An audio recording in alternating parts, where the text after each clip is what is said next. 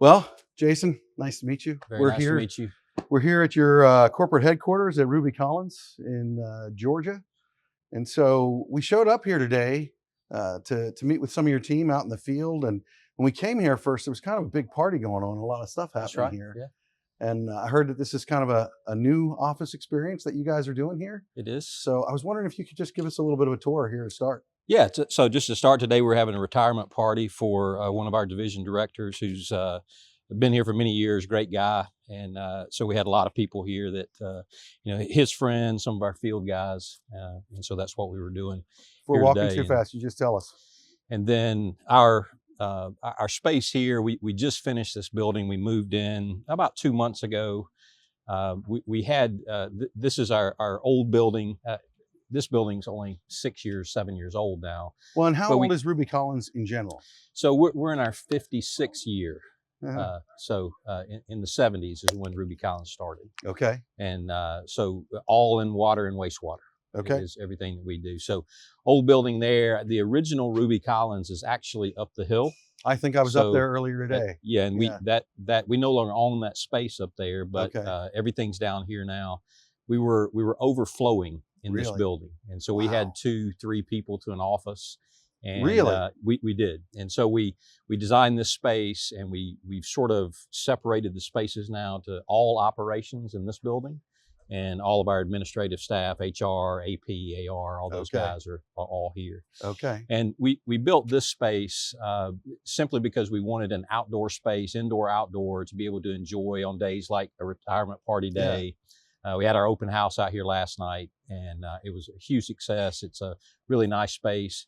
It gets used a ton in just the 2 months that we've been here. Really? There's been so many people just, they come out and have lunch, or they'll come and they'll have their breakfast here, or they'll have a meeting out here just to be outside and be in the space. So well, and you guys have, we're in the end of March right now. Yeah. So Georgia, I'm from Pennsylvania. Yeah.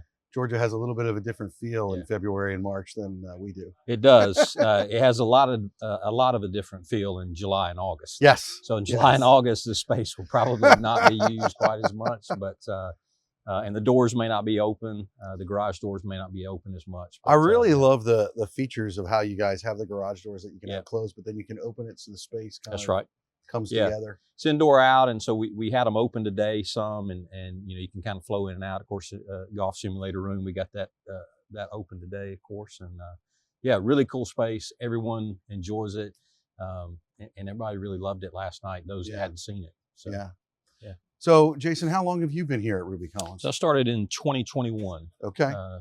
And so I've been here essentially 5.5, 6 years. Okay. Well, 6 years now. And what was your, and we'll get into some of this a little bit more, but what was your experience before that, or what is your background? So I'm in my 28th year. All right, well, Jason, what was your last name? Hyde. So I got confused by your controller. I was almost going to call you by his last name because, we get that a lot. We get we have to flip emails back and forth a lot because it's both JH and it's both 4-letter last names. So we get each other's emails all the time. Yeah. Well, Jason, I'm here with Jason Hyde of Ruby Collins, general contracting firm here in Georgia. What city are we in? We're in Smyrna. Smyrna. I'm glad you said that first. Yeah. I would have messed that up. So thank you for stepping up to the line with me here today. Absolutely. Thank you for having me. Yeah, we really appreciate it. So we're going to get into the space that we're in. I can't, it's pretty distracting. And you have some pretty deep connection to that as you were sharing earlier here. Yeah. But I'd like to start with just some of your origins, Jason. Like, what's your role here at Ruby Collins? So I'm the vice president of our pipeline and our trenchless division. So our company is set up in 4 divisions. I have a counterpart, and he's the vice president of our plant and our heavy civil divisions. Okay.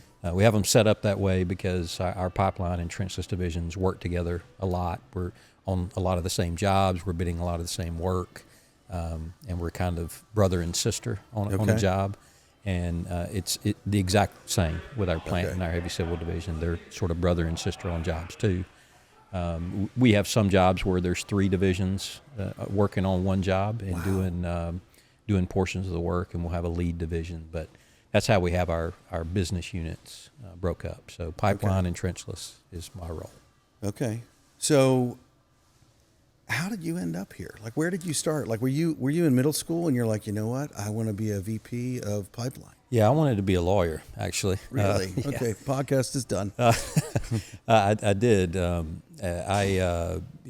take a weird turn. I was actually going to church with a guy many years ago, and I was in school. I was business management degree. Yeah. And had intentions to go to law school after that.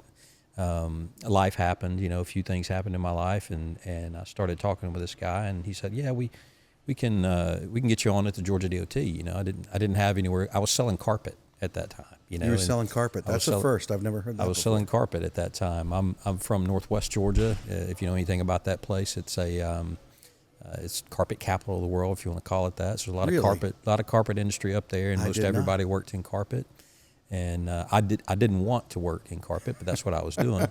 And so I was looking for a way out, and he mentioned this, and I said, "Yeah, sure, I'll interview there." And so I interviewed with the lab there. They have a lab that does the lab testing for a lot of stuff that we do. And I did not get the job, actually. Really? They turned me down. I think they got upset because the guy asked me if I knew what transcription was. And I said, "You mean copying?" He's like, "Yeah, I can copy stuff." And I think that actually made him mad. And he's like, "We don't want this guy." So, but the second job that I interviewed there was in the construction inspection side of the Georgia DOT. And so I started my career there in 1998. Okay. 98, I believe. Yeah. Okay. Yeah. And so you were at DOT for a while, and then where did you transition from out of there? So I went from Georgia DOT, and I was there was a lot of changes there. There was a lot of old hands. Georgia DOT at that time had a lot of guys that had been working there for 30 years, right. And they had sort of a gap between those guys and me. I was a 7-8 year guy. And so there's a lot of changes there, and I decided to move on and move into the private sector and move to a bridge rehab contractor, not far from here, actually. They're still in business. And moved over to them. I actually worked with them at the Georgia DOT. I'd inspected some of their work and been on some of their jobs, and had developed a relationship with them, and moved into doing that. And much different world, obviously. Yeah, well, bridge rehab is kind of its own thing altogether. I mean, it is. You were talking a little bit earlier about, was that Ruby Collins, or was that the bridge rehab where you were talking about your project where you did that fast work? Or no, that was the bridge rehab contractor. The fast track overlay work is it's a very difficult, very long hours. Guys working 20 hours straight sometimes. Really, really, really tough work. Jackhammering and just 12 hours on a jackhammer. Some guys doing that stuff. It's really tough work. Just for those who are listening, not everybody knows, and this is what we want to do here in construction, is highlight things. Can you talk about what that is a little bit? Like we were talking earlier, but like why is it that way? What is it like? People don't understand. You're talking about coming in at night and being done in the morning. Yeah. Right? Yeah. So we would come in actually earlier. We would get in the road. We were allowed to be in the roadway at 9 p.m. But guys would come in at 7 p.m., get everything ready, get ready to go, jump in the road at 9 p.m. and start jackhammering out the bridge deck. And we used it's called a hydroblast machine. It's basically a pressure washer machine on steroids. It's like this jacked up pressure washer machine, and it basically busts out the bridge deck, gets it down below that top mat of steel. Yeah. And then you do a bunch of jackhammering and handwork to get it to where it's supposed to be in spec. Sounds grueling. Yeah, it was. And then you pour it back, of course. And the roadway had to be open at 5 a.m. on Monday morning, and it's not it's non-negotiable. It's especially when you're on 285 on the interstate in Atlanta or any of the major interstates. So we did mostly interstate work. So really tough work. Wow. Yeah. So then how did you get from that? Did you go from that to this, or? I didn't. I actually transitioned to a heavy civil contractor for many years. Worked there, ended up working in the city of Atlanta. So I basically handled all the work from I-20 north, anything that the company had. I basically managed that work. Worked there for several years, and I knew working in the city of Atlanta, I was doing design build work in the city of Atlanta, doing regular jobs, doing private jobs in the city of Atlanta, and I knew our president, was in the same meetings with him, and we had city of Atlanta jobs that sort of crossed over. Our current president, Ruby Collins, and so I knew him.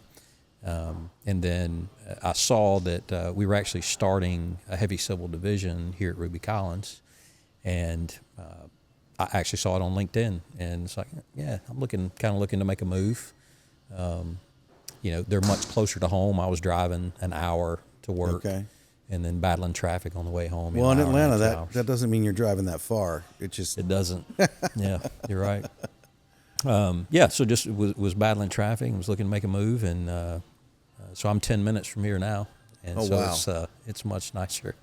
Much nicer commute. Reached out to our president and said, hey, man, I see you're starting a heavy civil division. I'd be interested in talking. And, came over, and here I am. So, and you've been here for, what did you say, 5 years? 2021 I started. Okay. Yeah, I started. We started our heavy civil division in 2021, and that's when I came over. Yeah. So I guess my question for you, Jason, is, that's a wealth of experience in many different things. What do you think what you did before, what's the number one thing out of those different jobs and those different experiences that you bring into your role here at Ruby Collins now? Man, that's a tough question. A lot of patience. My wife tells me I have a lot of patience, and sometimes maybe she doesn't, but we balance each other out. But patience and just understanding a lot of different types of work and different backgrounds of work, not necessarily an expert in any of it, right? But have just seen a lot of different types of work. Obviously, going from inspecting work and bridges, that's far different than what Ruby Collins does. Yeah. We're all water and wastewater. So, okay. Yeah. So you make that transition, you come here. Is this place different than the other places that you've worked? Absolutely. Yeah. It's far different. So we're a very young company, of course. Our CFO is 49. Our president is 44, 45. Okay. Wow. And yeah, absolutely. Don't mean wow bad. I just mean wow. Yeah. Two of our division directors are under 40. Wow. And so it's a young company overall. Okay. We have a lot of really young talent, guys that are super sharp. And I tell a couple of these guys all the time, so, man, I wish I had a tenth of your talent when I was your age. These guys are so good. And I've seen some of that actually on the site today. It's pretty fascinating. Yeah. That's why when it was kind of a loaded question when I asked if it was different, because it's pretty obvious that it's different here. Yeah. Yeah. That's pretty clear. Yeah, and the youth makes it that way, and one of the great things about that is we really don't try to stifle any good ideas. If someone has an idea, we'll try it. We don't say no a lot. We try to look at every angle and decide, hey, this may work. Let's try this and see if it works. If it doesn't, we'll move on to something else. But how did that? Because you talk about being a young company, and I want to make sure it's not being confusing. It's not like Ruby Collins is a young company, like it's their first round on the block. Oh, no, absolutely. You guys not. have been here 56 years. 56 years, yes. 56 years. So, what is it that? So this is really interesting to me, and I didn't know this until right now while we're talking. But to make that transition, very few companies are actually successful at doing what you're talking about has happened here. Yeah. To transition from an older generation to a younger generation. Yeah. And what did that look like? How were you successful at it? How did they do that? I'm curious. Well, it's interesting. So at the Georgia DOT, it kind of takes me back to that because you had a lot of the guys at the Georgia DOT that were on the old retirement system. They were at that 30-year mark, and there was this big gap between those guys and where I was. So you had a 10, 12, 15-year gap between those guys. And so that knowledge wasn't passed. It was just kind of lost in the middle because there was no one to fill that gap. Yeah. Here, I think we've done a good job of, a lot of the old hands, guys that have moved on. They've taken people under their wings. They've showed people sort of how we do things and how we want to see things done. They know what's been successful, and they've been really open to pass that information and knowledge down. So, and the young guys here and young ladies, they've just absorbed it, and that's really what's been successful. They've seen the success that the older hands have had, and they passed it down. Would you say that your younger generation that is, I don't even want to say up and coming because it's here. Yeah. when you list the ages of your C-suite there, right? Would you say that they're hungry? Yeah, absolutely. Yeah. I think so. When I came here in 2021, we had 110 employees. Okay. And we're at 520, 530 now. Wow. So in that short period of time, it's been kind of a skyrocket. And we've scaled with the market. I mean, it's the market's really hot in what we do. And so we've scaled with it. But yeah, those guys have seen that, and they want to be a part of it. They see the success we have and sort of how we treat our people, and I think that's the number one resource that we have. So when I say hungry, the big thing that I'm seeing there is you're talking about. You kind of have like the ultimate scenario here, where you have the older generation who wants to mentor, wants to share their knowledge. But then you also need people to want to receive that, want to see that, want to learn that. And so it's like, it really is, miraculous is too strong of a word, but it really is like, impressive and interesting to me how that's come together. It's kind of like the perfect storm. Yeah. Thanks for saying that. Yeah. And, I'm talking about that because it's like, I talk with many different companies, and it's rare, but I don't know that it needs to be rare. What do you think it is in the young people and the old people? Like when I was talking with your team out in the field, he was talking about training one of your pipeline crews. I was talking with him today, and I found this really interesting. He's talking about how many guys are on a crew and whatnot, and then he says to me, he goes, and my crew, we've been together for 5 or 6 years together. And I'm like, wait, what? Right. Like, and then it made sense when he was sharing with me about how efficient they are and how well, of course they are. They better be. Right. And so I asked him, I said, well, do you ever have new guys come in? And he's like, yeah. And he started talking about what they do to train and how they do that to train. And so I guess there needs to be a willingness on both sides. What is it that Ruby Collins does to attract those types of people in order to bring young people in that are hungry enough that they want to receive from the older generation? And what is it 56 years ago that they learned that older generation wants to pass that on? Like I'm hearing a lot of learn and grow instead of protect and defend. Yeah. And I'm curious if you know, and maybe you don't, but I'm curious what is it that you guys have that makes that? Well, I can tell you the principal ownership and leadership of our company, our CFO, our president and CEO, our ex-CEO who just retired a few years ago, are excellent men.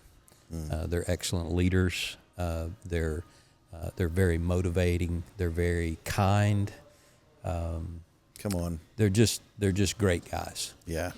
And they're very easy to work for and want to do good for. And when you're motivated like that, and you have someone that treats you well and treats you, I guess it's cliche to say like family, but yeah.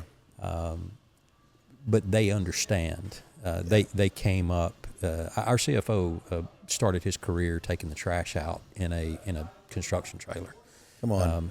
At Ruby Collins. So and our president, I mean he's been in the mud and the muck laying pipe. Yeah. And he's came up through the field and extended to the president and CEO of the company. So those guys know what it took. Yeah. And they've done it. And so when they see a guy in the field who's hurting, maybe his maybe his son or daughter has a cold, or maybe they need a vacation or something like that, they understand that. Yeah. And I think that motivates people, that they just know you care. Yeah. Yeah. And it's not always about it's not always about talking about work or demanding where's the pay app, or when are we getting paid, or what's going on the job, why are you behind schedule. It's not always about that. Sometimes we just sit down and talk to people about what's going on in their lives. So, Jason, this is a really cool experience for me. I don't often get to sit down and interview a C-suite level person, but a few hours before, I got to email or interview the crew on the ground doing the work. Yeah. So these things that you're talking about, and this is meant to be a compliment, they were talking about these things. Yeah, good.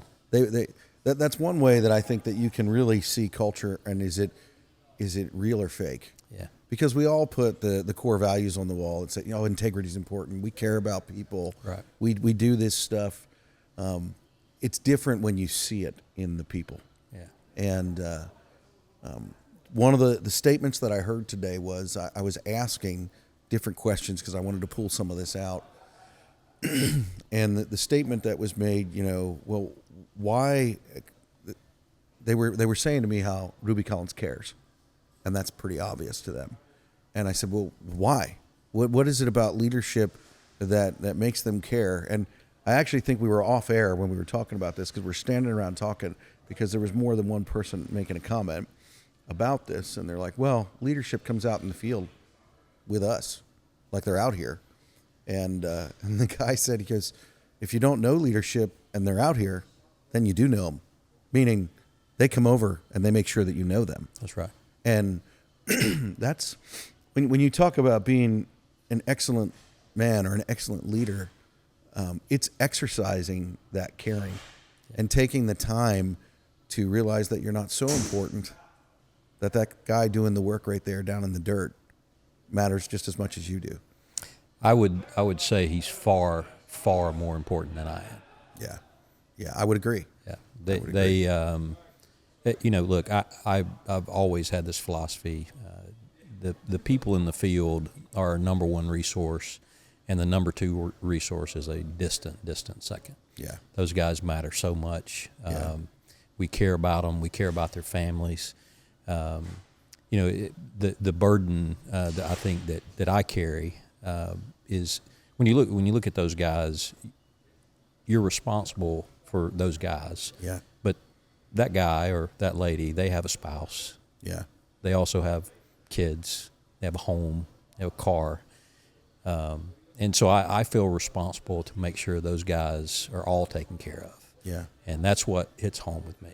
Yeah. It's not really about the building or the work or anything like that. It's making sure that those guys, they've got the next job to go to. Because a lot of times that's their number one question. Hey, man, this job's getting close to an end. Where are we going next? Yeah. And they want to know that. They want to know that that we're doing our job and making sure that we're bidding work and we're getting work and we're keeping our company growing. So yeah. I think that's one thing in construction and the trades that a lot of people outside of our industry don't understand. Yeah.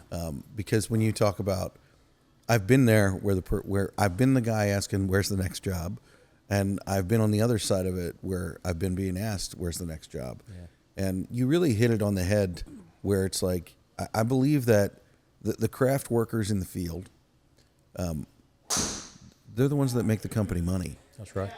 Those of us in the office, we have a term back home we call us carpet walkers. Back here, well, our job is to get the jobs. Yeah. But one without the other, they don't work. And it's like we want to really avoid that office versus field mentality. Yeah. Because you're a team, and one without the other just doesn't function, doesn't work. Yeah, we actually, we encourage our project managers to be in field as much as possible, make sure that they're engaged with the work. Yeah. We expect our superintendents to run the job in the field, of course, and our foremen. But we don't want a separation of some guy sitting in the office and barking orders and saying, that they want the work done, get it on schedule. We want those guys to be in field and seeing what those guys are doing. Absolutely. our internship program, we tell all the interns that they're going to be in the field. You're not going to be in the office. So you better have your boots, and because you're going to be learning in the field. You're going to be in the office some too, because we want you to learn it all. We want you to see it all. But we want to make sure that they have that expectation. Yeah, you're going to be in the field. So Jason, what's a tool or a piece of gear that you just can't live without? You need it every day. Oh man, I guess my calendar. Yeah. For me. Yeah, my calendar. I mean, that's a weird answer. It's not really a tool, but it is. No, it is. It's I live and die by that calendar because it gets so full and packed in. Yeah. This week's packed in week. We have our yearly management meeting tomorrow. We had a retirement party today. We had an open house last night. It's been a pretty busy week. Lots of conferences and stuff like that. Yeah. So, looking and checking my calendar is constant. So now, are you a technology guy? Is your calendar all on your iPhone, or is it paper? How do you? No, how do you roll? it's all on the computer and phone. Yeah, Okay. absolutely. Yeah. Okay. Yeah, I'm not. I stay digital for the most part. Yeah. Yeah. No, I understand your statement about calendar. I mean, I had my first daytimer when I was 13, I think, but I was a little weird. Yeah. But the time is the one thing that we can't get back. So the importance of how we spend that. Not to mention, I think if you utilize a calendar appropriately, you end up having more time if you're intelligent about it. Well, I've learned that if I want time to myself, I have to block it because someone will dump something on there. So I do that often as well. I'll block it out. So yeah, calendar for me, for sure. Okay. So let's talk about Ruby Collins, your culture, your company. Okay. And we've already touched on some of that, but we're here in this. You talked about how you guys just had an open house. Yeah. We're in your newest office expansion, which, there's like a courtyard between your other office and this office. Right. If I saw correctly, there's a putting green out there. We have a putting green, yes. Yeah, and on air you might be hearing what sounds like gunshots, but it's actually guys hitting drivers over in the room. We have a hitting bay.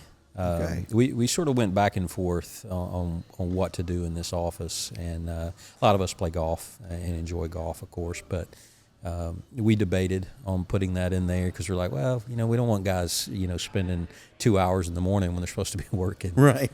hitting golf balls, and thankfully it's worked out really well.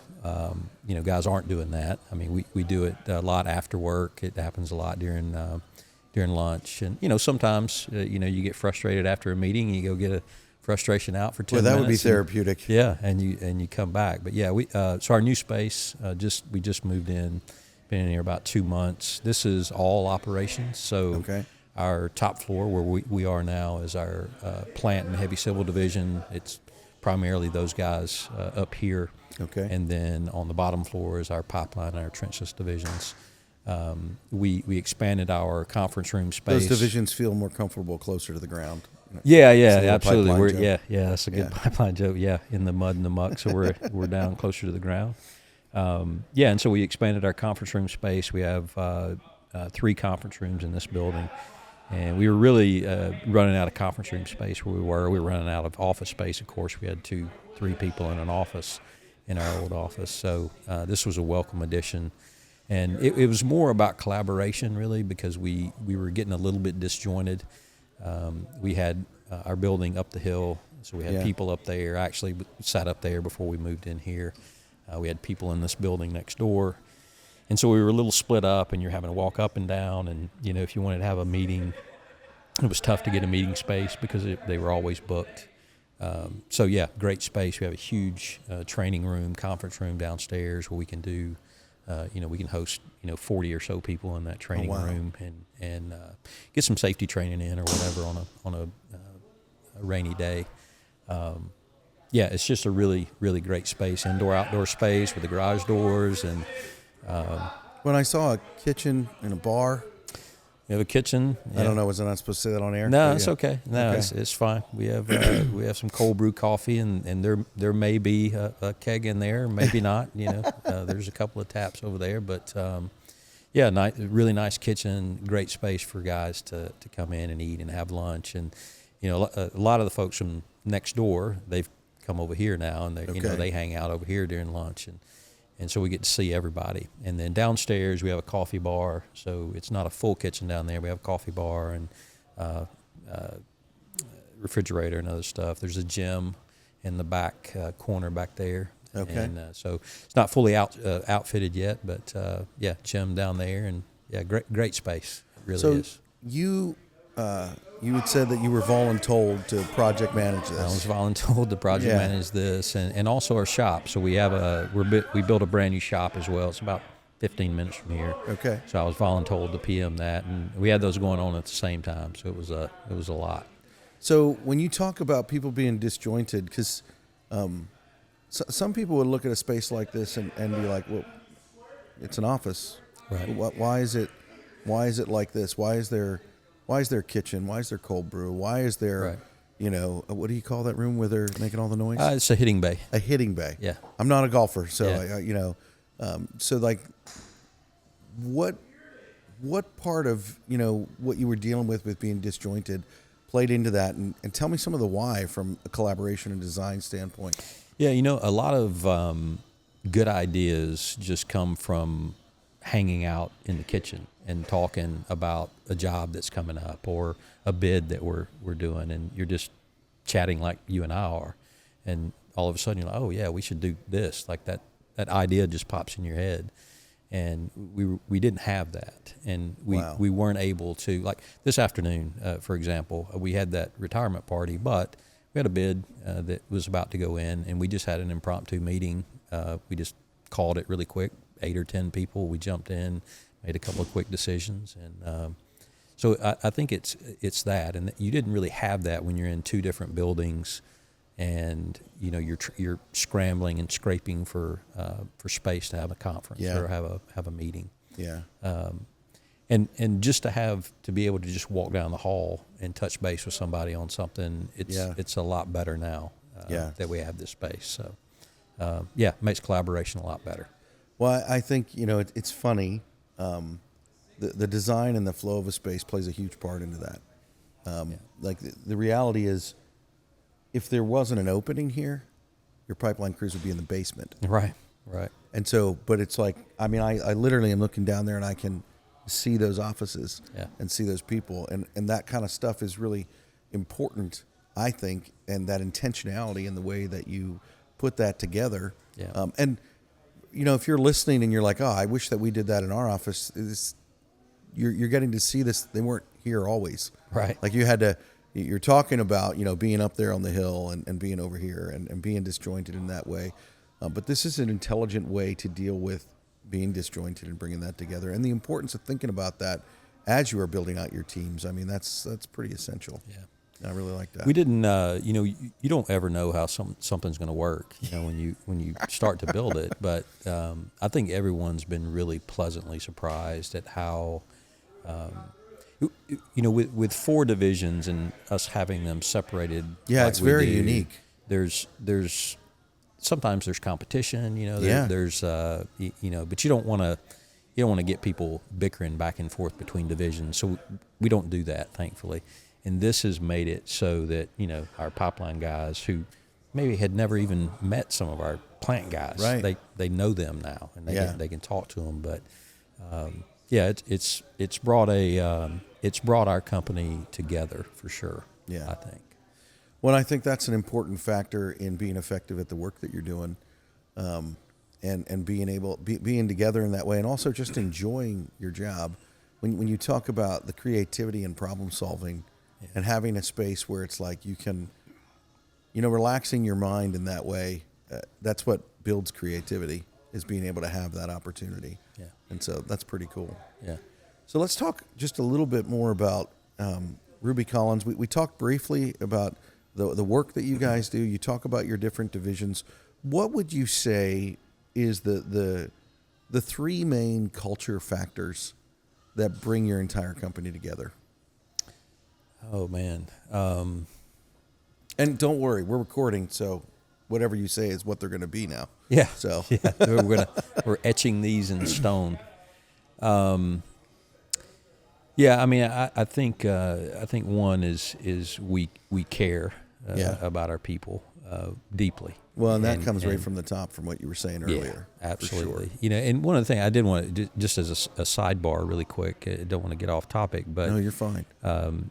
You mentioned leadership coming in the field. One of the things that we do every year during bonus time is all the leadership of the company, and that's the top down, the president, CFO, myself, my counterpart, all of our division directors. We take a road trip, and we go to every single job, and we shake every hand in the company. And that's a guy that's been here 20 years or a guy that's been here 2 days. And we hand them personally their bonus checks. And, you know, you may think, well, that's a huge deal for those guys. But it's a huge deal for us. Come on. We get way more out of it than they do. I mean, they get a check, but man, to see that guy and see how happy he is and just the look on his face, man, I get so much out of it. Yeah. And everybody talks about it. And it's a grind. I mean, we do. I can only imagine. I mean, we have work all the way up to Asheville, all the way down in Savannah. And so we do about 5 days. And I don't know how many miles it is, but it's a lot. Wow. And we go from job to job, one a day, just hopping around and doing that. And it's just a really great experience. And so we care. Yeah. Is one of the biggest things. Well, in our culture today, that face-to-face, shaking a hand, I mean, it's one of the reasons that we do a podcast face-to-face instead of on Zoom, because it's just different, and you can't. So I'm not surprised when you say that you get more out of it in that way. And it's interesting to me. I think that we underscore, maybe I'm using that word the wrong way, but we undervalue how important that is. Yeah. Because it seems like, it's not that big a deal. Yeah. But yet it goes deeper than you really realize. Okay, so you care. That's your number one. I think the second one would be that we listen. Mm-hmm. There's so many good ideas, man, that just get tossed to the wayside in a lot of places, and I've been there. You know, I come up in a time where construction and the way people were treated was a lot different. Yes. I mean, it was a lot more brash. It was a lot more angry and mean, and you know, you didn't talk about how your weekend was. Yeah. You just came in and went to work, and that's the way it was, and that's fine. That's the way that was back then. It's different now, and we listen to what people have to say. We try to stay in tune with both whatever good idea they have, like, hey man, we're doing this, but I think we could do it this way, and it would save us some time, or it would be better. I would get more out of it, or whatever. And we say, okay, fine, let's try it. Let's see what you come up with. Or we just listen, and you know, if they have issues, you know, if they need some time off, if they need some help, you know, if they're sort of drowning a little bit and they've got too much on them, you know, we try to listen to all that and shore them up some. So, listening would be number two. I love that. I mean, and it ties, I don't think you can care if you're not listening. Yeah. I mean, that's really good. Yeah. And I think probably lastly, just something that comes to mind is I think we do a great job of forecasting and making sure we're continuing the company. So like folks who are retiring, we stay well ahead of it, and we make sure that we're shoring up those divisions and those departments so that, you know, when someone leaves, it's almost like nothing changes. We just continue on. We try to plan way ahead for people that are leaving, and make sure that those teams have people up underneath them to support, take care of those things. And that's, I know companies that I've worked for in the past, it's something that hasn't been thought about. You kind of get to the end of things, and you're like, well, what do we do now? Who's gonna replace this guy? You know? And we try to put someone up underneath that person for 6 months or a year, and have them sort of mentor down, mentor protege, and then they move right in and continue on. Wow! So there's no that's an investment. No gap. It is. I mean, that's when you put someone next to someone for 6 months like that. Yeah. I mean, that's an investment, but you think that it pays off in the long run for 100%. sure. Yes, absolutely. Yeah. Wow. So those are the things that you guys are doing. Those are the core tenets of your culture there, and I'm sure there's more. I only asked you for 3. And we were talking earlier about your leadership, how they care, what they do. And I find it really interesting you talking to me about you coming up in a time of construction that was different. I don't know how old you are, but we might have come up in the same time. Because I remember construction being the last thing that I wanted to do. I didn't even want to tell people it's what I did. Right. It was not what I wanted to do. When I remember when I was a young man, I would go to a party or something like that, and somebody's mom would be like, "So what are you going to do when you graduate high school?" Right. Or it was, "Where are you going to go to college?" Or "What are you going to," And it was like, and the reality is, especially the work that you guys are doing in infrastructure and water treatment plants and wastewater plants. These are the things that make it that we can live in the culture and the society that we live in that people actually take for granted overall. Absolutely. And I think one of the things that's happened probably in the past 5 to 6 years is there's been an awareness, I feel like, of coming forward of the importance of having these roles filled because of the shortages that we're having. Yeah. And so when you're talking about the way that you're shoring things up and the culture and what you're doing here at Ruby Collins, I think there's a lot of intentionality that goes with that. I don't think it just happens. Yeah. Just like this building, there's intention in the way that it's laid out. And like you said, you never know how it's going to go, but your best bet is being intentional. That's right. And so with that, when we're talking through, construction, we're talking through what you guys are doing and where construction is going and where Ruby Collins is going and the future in that way. I guess my question for you is just like, how do you continue to be building what you're building upon and taking it to the next level? How do you continue that innovation within the company? Does that make sense? Yeah, I mean, I think there's a big misconception in the construction world that it's not lucrative, that you can't make a great living and a career in construction. I thought that. Yeah. I had that same. Me too. And you alluded to it. You had to go to college, and if you were going into construction, it's because you weren't smart enough to go to college or something. I think that perception's changing a little bit now. Yeah. And I think getting into the schools, into high schools, and the trades are becoming cool again, if you want to call it that.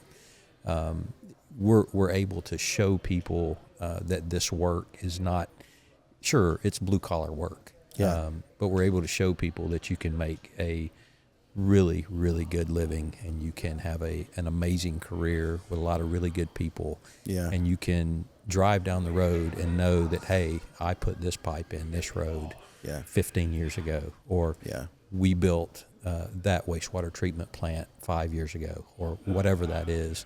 And you have that sort of pride, and you instill that in folks. We try to, I mentioned our interns in our talk earlier, we try to get those guys who are really interested in doing what we do. It's fun to see the interest and how excited they kind of get about it. Because they've seen all this stuff in school. They're listening to their professors talk about this stuff, and they get in here and you think, man, you're about to put this guy in a 300-foot long tunnel, and he's going to be digging and he's going to be sweating. That's some hard work. Very hard work, and you think that in a couple of days they're going to be like, I kind of want to be back in the office, but they don't. They love it. Yeah. They love being in there and doing that type of work and learning about it. So I think getting those young guys excited and young ladies excited about the work is what we have to do to continue the business. So I think that's what we all need to do. Yeah. I mean, that's why we need to be telling our stories. That's why people like yourself need to be having conversations on air like this, talking about the work, promoting that sort of thing. I was talking with a company earlier a few days ago, and they have a couple thousand employees. and very similar to your culture here. And it was interesting. I asked him, I said, well, how do you maintain that connection? Because like your leaders, going out on the job and being connected, and you talk about your calendar, you want to talk about it being full. Just add 1,500 employees to your company. Yeah. And he made this comment. It was really interesting. He was talking about, they actually have a company podcast that their teams listen to where they talk, their C-suite guys talk about all the things that we're talking about right now, talking about the issues, and it's like it's private within their company, but that's a way that they do that. And I think that one of the things that we miss in our industry is telling the stories of the work that we do, communicating the things that we deal with, the things that we go through, and it's like when you do that and how you tell those stories. Like today when I was out in the field, now I don't speak Spanish, but everybody there did. Right. And so I have no idea what they were saying about me, but they were having a blast and they were talking and they were able to have conversations and know the stories that they were talking about without even really getting into it because they live it every day. That's right. But those are the stories that we need to tell so that people hear them, that they know, hey, this is the life that you can live. And it's fulfilling. It's satisfying. It brings purpose. I think that's the one thing that a lot of people don't realize that construction and the trades bring, is they bring purpose to what you do in the everyday. And when we tap into that purpose, that fulfills something on a much, much, much deeper level. Yeah. That is satisfying in a way that some people search their entire career for and never find. Pride is, sometimes pride's a bad word, but when you there's something when you drive by a job that you finish and you've done a really good job on. There's a little bit of pride that swells up there. Yeah, you get that fulfillment. There's jobs that I still some bridges I drive over. Back in my bridge days, I was like, hey man, I worked on this bridge right here. I know what we went through right here, and those memories come up, and you feel good about it. And absolutely. For years, construction wasn't cool, but I think it's becoming cool again. I think guys understand and know that it's good, honest work, and that may be cliche, it may be old-fashioned, but I think guys understand that. There's a phrase out there that I absolutely love called "dirty hands, clean money." Clean money, yeah. I've heard that. Yeah. So, Jason, what's a mistake that you've made in work or in life that you'd be willing to share with people? Oh man, so I can tell you, I know exactly what it is. I was, and I had to work extremely, extremely hard to overcome this. But I was a really bad procrastinator early in my career, and early in my career it was okay, because I could catch up. I could always make it up. I could always, somehow work it out and get things done. It started catching up with me over time. And so I had to work very, very hard to overcome the procrastination and be able to train myself to, when I had something on my plate, to start working on it and get it done and get it off my plate. Yeah. And I did that. And now I'm just completely OCD with it. If something hits my plate, I'm like, man, I've got to work on this, get it done, focus on it, and move it on, because I can't let that creep back in. That was a huge mistake I made. I could add to that and also say, a lot of times if you have an individual that may not be performing as well as you would like them to, you give up on them. You're like, I got to move on from this guy or this lady. They're not working out. I've made that mistake before and moved on from someone that, later on turned into somebody great. I'm thinking about an individual right now that's turned into an amazing guy. He's high up in the company now that he works for, and I'd kind of given up on him a little bit. I think being able to see what that person's strengths are and adjust to them is really big. And so I've made the mistake of giving up on people before.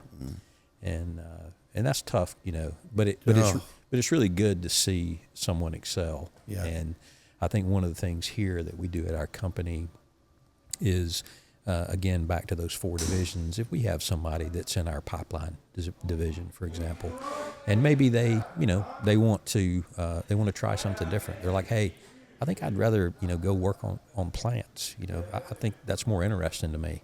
Yeah. Than if we have a talented individual, we're going to allow them to do that. We don't want that talent to leave here. Yeah. I had a gentleman tell me one time that we're going to hire talented people, and we're going to find a spot for them. We're not like looking to fill a role.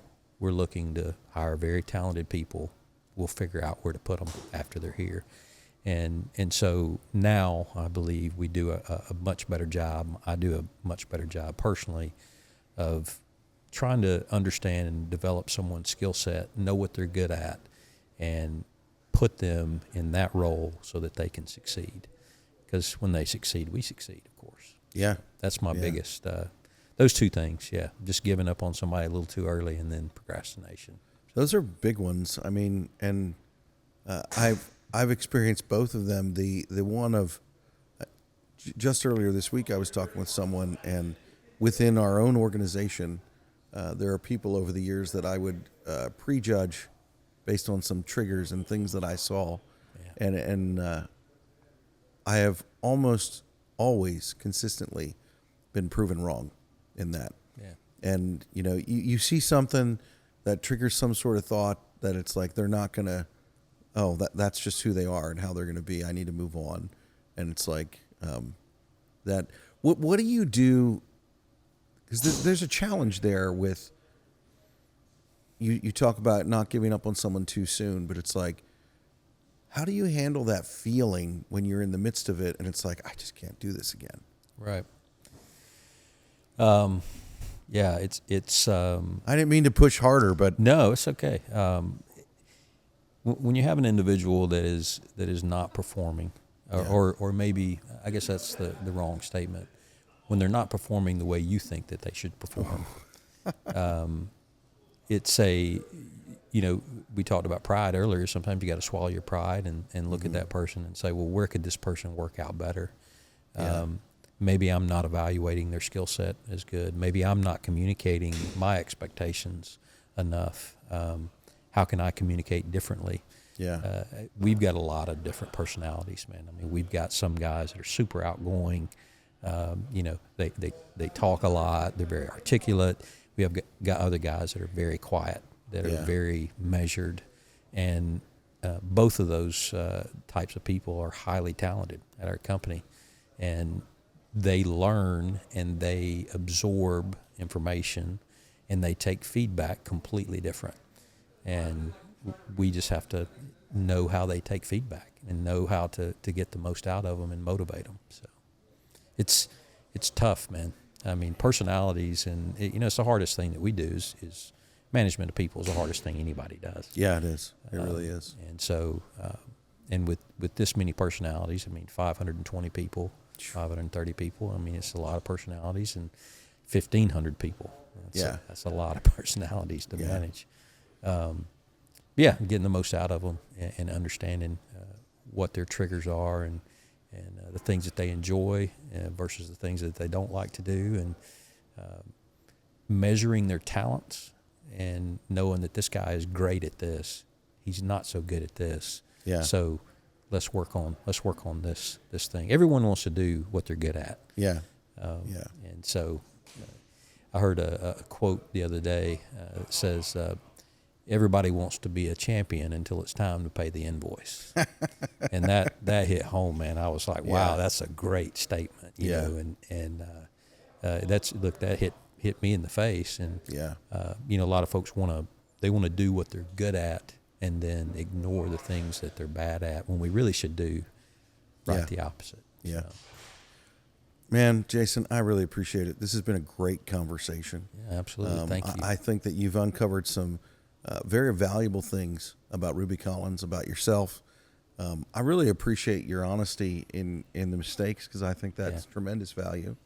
And I think that it's not small what you say about the fact that you guys care, you listen. And it might seem like out of left field, but that your third thing was that, you know, you're looking forward and you're making sure that things are lined up. That's essential. Yeah. It's really important, because you can care and listen, but if you're not doing that one, then the first two, and just like your different divisions, they all tie together. They all tie together, and they have purpose in success for the individual and the organization. And I think those are things that all of us can learn from. So I really appreciate you sharing that with us, inviting us here into your space. You know, I really enjoyed crashing the retirement party today. The burgers were great. Yeah, good. So, yeah. Thank you for stepping up to the line. Thank you so much. It was an honor. I really appreciate it. Thank you.